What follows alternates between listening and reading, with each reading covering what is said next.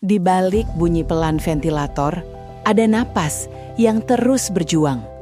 Selang masih terpasang, langkah masih gemetar. Namun hari ini ia berdiri, satu langkah kecil di lorong rumah sakit. Didampingi tangan-tangan yang peduli. Ini bukan sekadar berjalan, ini tentang harapan, tentang hidup yang belum menyerah. Perempuan usia 61 tahun, pasien ini dirawat sudah perawatan hari ke-14 di Rumah Sakit Umum Daerah Tongas.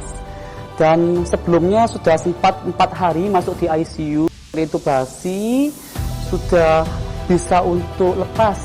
Terintubasi itu artinya terpasang pipa selang napas, sempat sudah dilepas, tetapi karena fungsi paru-parunya masih mengalami belum area perbaikan yang penuh. Karena kekuatan otot-ototnya masih kurang kuat, pasiennya kembali mengalami penurunan usaha napas sehingga sampai penurunan kesadaran dan dimasukkan kembali pada tim intensif untuk dirawat. Dan sekarang sudah masuk ke dalam perawatan hari ke berikutnya, hari sampai total 9 hari di ICU.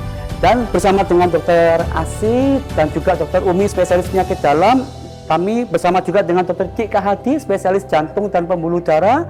Pasien ini sekarang sudah dalam tahap weaning. Weaning itu artinya pasien diupayakan supaya memperkuat fungsi-fungsi ototnya untuk bernapas dengan cara kita latih untuk berjalan, untuk pertama kali dari usaha napas dengan berkolaborasi dengan dokter Asih untuk supaya bisa lepas pipa selang napasnya, supaya bisa napas kembali seperti normal.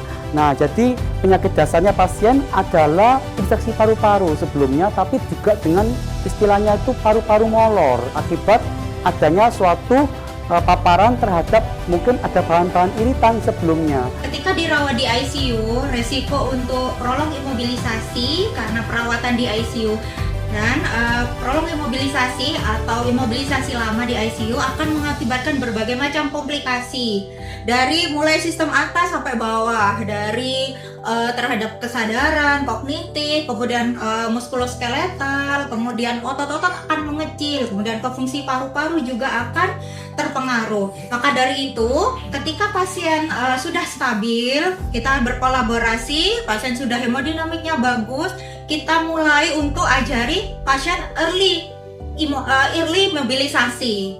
Jadi kuncinya adalah mobilisasi sejak awal. Jadi pasien kita mobilisasi dulu dari keluar dari bed, kemudian apabila pasien sudah kuat secara bertahap, maka kita latih pasien untuk berdiri kemudian berjalan.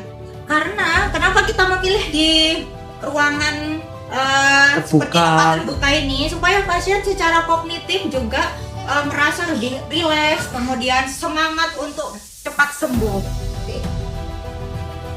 Ya, harapannya dengan pasien bisa melihat lingkungan luar, terpapar dengan sinar matahari, pasien bisa lebih semangat dan bisa mengalami pemulihan yang lebih cepat.